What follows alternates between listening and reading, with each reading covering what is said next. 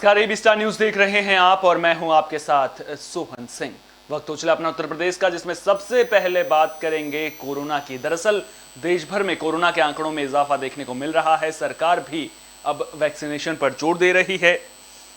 देश भर में टीका उत्सव मनाया जा रहा है। गाजियाबाद के लोनी के स्वास्थ्य केंद्र में बड़ी संख्या में पहुंचकर एलिजिबल लोगों ने टीका लगवाया। स्वास्थ्य कर्मचारी ने बताया कि पिछले 2 दिन वैक्सीन नहीं थी, लेकिन आज सुबह बड़ी मात्रा में वैक्सीन पहुंची है और वे लक्ष्य को पूरा करने के लिए पूरी तरह से तैयार हैं। तो वैक्सीन का वार कोरोना पर शुरू हो चुका है और अब सरकार भी जो लोग एलिजिबल हैं उनसे अपील कर रही है कि वो लोग स्वास्थ्य केंद्रों में आए, टीकाकरण केंद्रों में आए और कोरोना का टीका जरूर लगवाएं। आपको बता दें कि इसके अलावा आज से ही दफ्तरों में भी कोरोना टीकाकरण अभियान की शुरुआत हो चुकी है। जिस दफ्तर में कम से कम 100 लोग कोरोना टीकाकरण करवाने के लिए तैयार होंगे, वहां पर टीम पहुंचेगी और लोगों को टीका भी लगाया जाएगा। तो कुल मिलाकर देखा जाए तो सरकार वैक्सीनेशन पर जोर दे रही है और इसी कड़ी में लगातार जो वैक्सीनेशन अभियान है अब जोर पकड़ता नजर आ रहा है।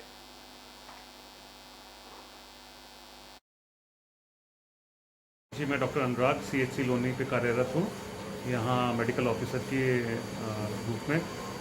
डॉक्टर साहब, वैक्सीन उत्सव आज से मनाया जा रहा है, किस तरीके की तैयारी आपके अस्पताल में की गई है?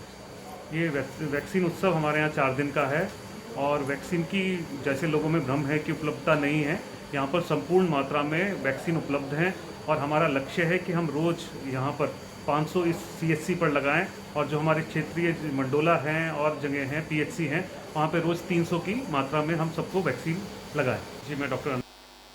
तो कोरोना पर वैक्सीन का वार शुरू हो चुका है। देश कोरोना के खिलाफ जंग लड़ रहा है और टीका उत्सव की शुरुआत भी इस कड़ी में हो चुकी है। आपको बता दें कि प्रधानमंत्री के आह्वान पर जनपद कानपुर नगर में भी 11 अप्रैल से 14 अप्रैल तक टीका उत्सव मनाया जाएगा। ये टीकाकरण जनपद के 97 केंद्रों पर किया जाएगा, जिसके चलते professor Abhay Karandikar, director IIT Kanpur द्वारा टीका उत्सव अभियान का शुभारंभ उर्सला अस्पताल में दीप जलाकर और फीता काट कर किया गया। इस मौके पर बड़ी संख्या में अधिकारी भी मौजूद रहे।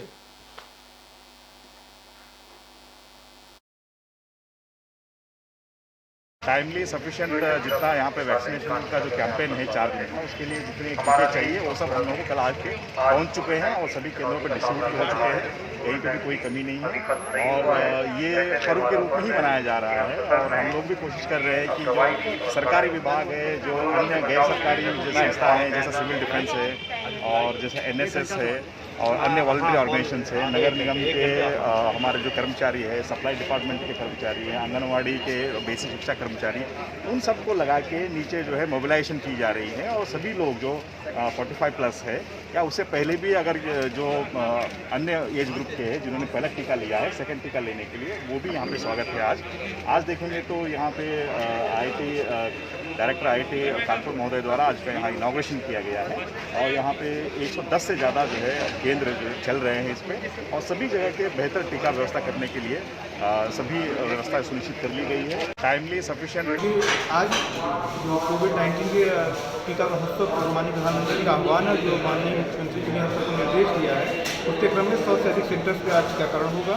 टीका उत्सव मनाने के लिए हम लोगों ने पूरी व्यवस्था कर रखी है।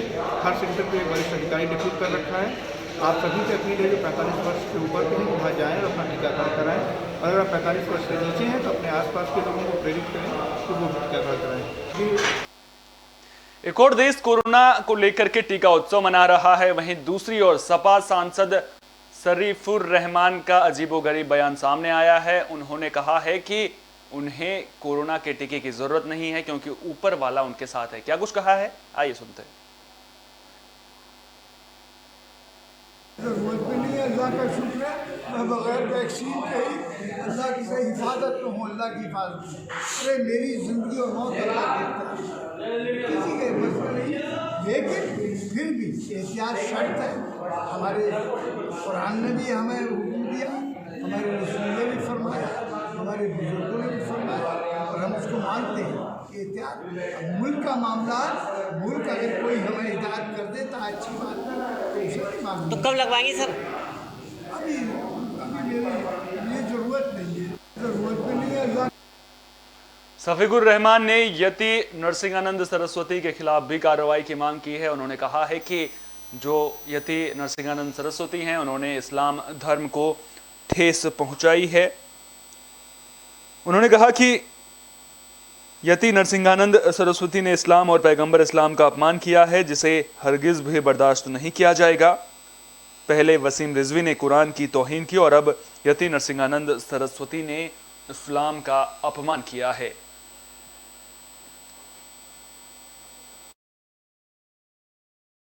हिंदुस्तान के मुसलमान हैं और इस देश के हम वफादार रहे रहेंगे, लेकिन इसके बावजूद हमने जब मुल्क की आज़ादी का मामला आया तब हमने फांसी के तख्तों पर लटका दिए गए और हमारे सीनों पर गोलियां चलाई गई। जलियांवाला बागला कहाँ हमने वो गोलियां भी खाई और जेलें काटी उस वक्त, और हम वहाँ पर उस काले पानी भी दे दिए।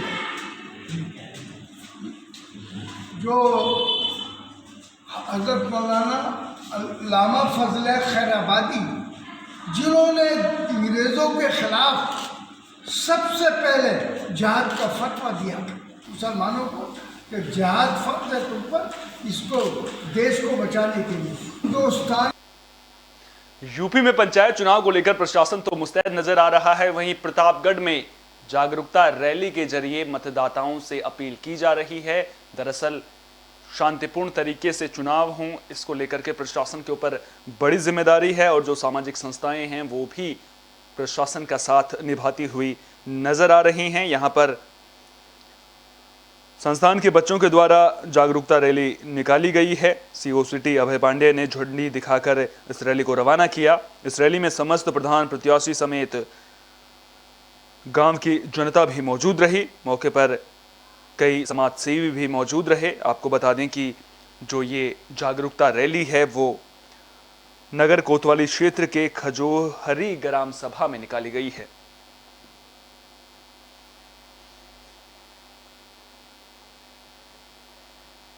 मथुरा के राया से शर्मसार करने वाली घटना सामने आई है। दरअसल यहां एक नवजात बच्ची कचरे के ढेर में पड़ी हुई मिली है, जिसके बाद सबसे बड़ा सवाल तो यह उठा है कि आखिर इस नवजात बच्ची को कचरे के ढेर में किसने फेंका। अगर इसकी मां ने इस बच्ची को कचरे के ढेर में फेंका है तो सबसे बड़ा सवाल यह उठता है कि क्या उस मां के हाथ इसे कचरे के ढेर में फेंकने से पहले एक बार भी नहीं कांपे, जिस बच्ची को उसने 9 महीने के लिए अपनी पेट में रखा था।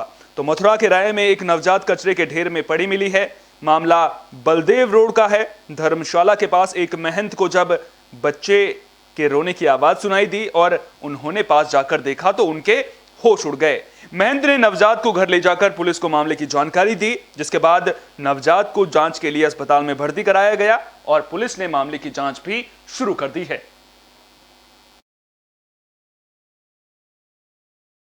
एक्चुअल में था क्या कि हम सुबह जो है आश्रम के बाहर गए थे तो 2-3 महिलाएं खड़ी हुई थी आश्रम के बाहर।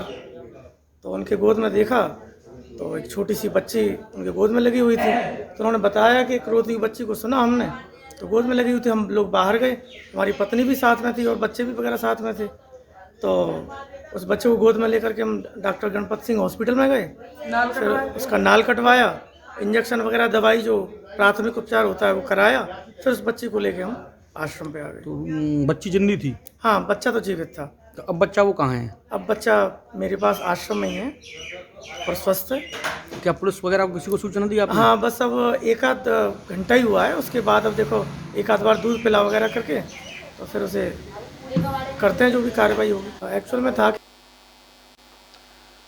यूपी में हर गरीब इंसान तक स्वास्थ्य सुविधाएं पहुंच सके, इसके लिए योगी सरकार तमाम कोशिशें कर रही है और अब बरेली में भी प्रशासन इसको लेकर के मुस्तैद नजर आ रहा है। दरअसल बरेली में अवैध नर्सिंग होम पर प्रशासन का डंडा चला है।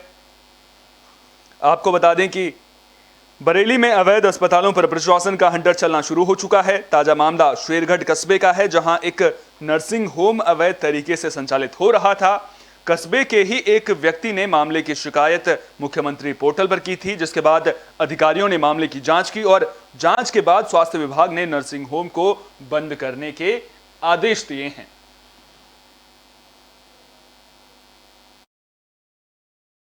देखिए, यद्यपि प्रकरण मेरे संज्ञान में नहीं है, लेकिन जब आपने बताया है तो मैं इसका त्वरित संज्ञान लेके आज ही इसकी जांच कराता हूं और शाम तक जो भी इसका निष्कर्ष होगा MOIC शेरगढ़ से पता करके आपको अपडेट करूंगा। दूसरा कहना मेरा ये था कि सर, जिस चिकित्सक के डॉक्यूमेंट्स हॉस्पिटल में लगाए गए हैं लाइसेंस के लिए, वो चंदोसी में रहते हैं और अस्पताल शेरगढ़ में है। चंदोसी और शेरगढ़ के बीच में करीब 3.5 घंटे की दूरी है। ऐसे में अगर किसी पेशेंट को कुछ हो जाता है तो सर जिम्मेदार कौन होगा? देखिए, ऐसा है कि ये बिल्कुल गलत बात है कि अगर डॉक्टर चंदौसी में और उसके बिल्कुल शेरगढ़ में लगा है। मैं इसके, चूँकि मैंने जैसा आपको बताया मुझे संज्ञान नहीं है, मैं इसका संज्ञान लेके जांच करके और आपको विदिन 24 आवर्स अपडेट देता हूँ और जो भी सख्त से सख्त कार्रवाई होगी, चाहे अस्पताल सील करना पड़े, रजिस्ट्रेशन निरस्त करना पड़े, जो भी करना पड़े वो किया। देखिए, यद्यपि खबर बरेली से है। दरअसल बरेली में एक युवती का वीडियो वायरल हो रहा है और युवती वीडियो में इंसाफ की गुहार लगा रही है। दरअसल युवती का आरोप है कि उसके साथ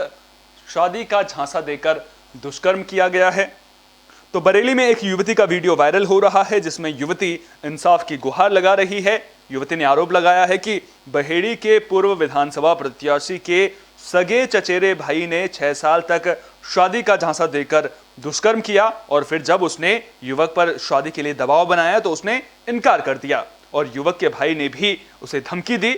अब युवती का वीडियो सामने आया है, जिसमें युवती इंसाफ की गुहार लगा रही है और अब देखना दिलचस्प होगा कि इस युवती को इंसाफ कब तक मिल पाता है।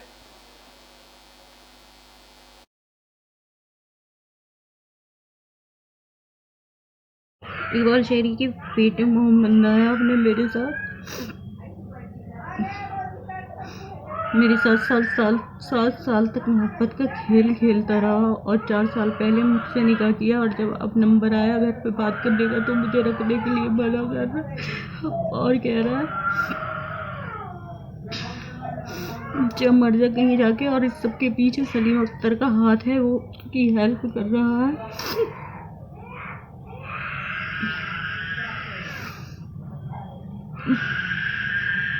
और मुझसे कह रहा है जा जाकर सुसाइड कर ले। अगर मुझे इंसाफ नहीं मिला तो मैं सुसाइड कर लूँगी। अभी कुछ दिन पहले इन लोगों की वजह से गुजरात की एक लड़की ने सुसाइड की है। इतने घटिया हो गए ये लोग, कुछ पूछो ही मत।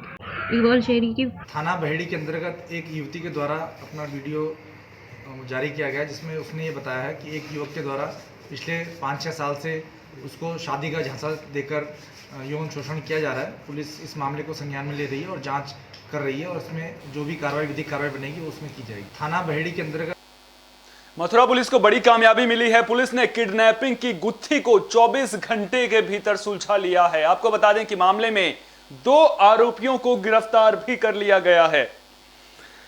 तो मथुरा पुलिस ने 24 घंटे के अंदर किडनैपिंग की गुत्थी को सुलझा लिया है। बता दें कि मथुरा के थाना कोतवाली इलाके के नए बस अड्डे से 19 साल के युवक का फिरौती के लिए अपहरण किया गया था। पुलिस ने मुठभेड़ के बाद 2 आरोपियों को गिरफ्तार कर लिया है। एक आरोपी अभी भी फरार बताया जा रहा है। मुठभेड़ के दौरान एक आरोपी गोली लगने से घायल हुआ है। बता दें कि 19 साल का युवक गंतव्य अग्रवाल ट्यूशन पढ़ने जा रहा था।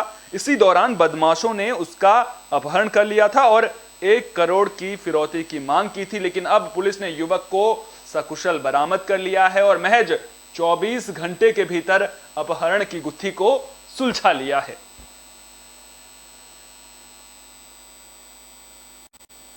इस बुलेटिन में मेरे साथ इतना ही। देश विदेश की तमाम अहम खबरों के लिए आप देखते रहिए बिस्टा न्यूज। मुझे दीजिए इजाजत। नमस्कार।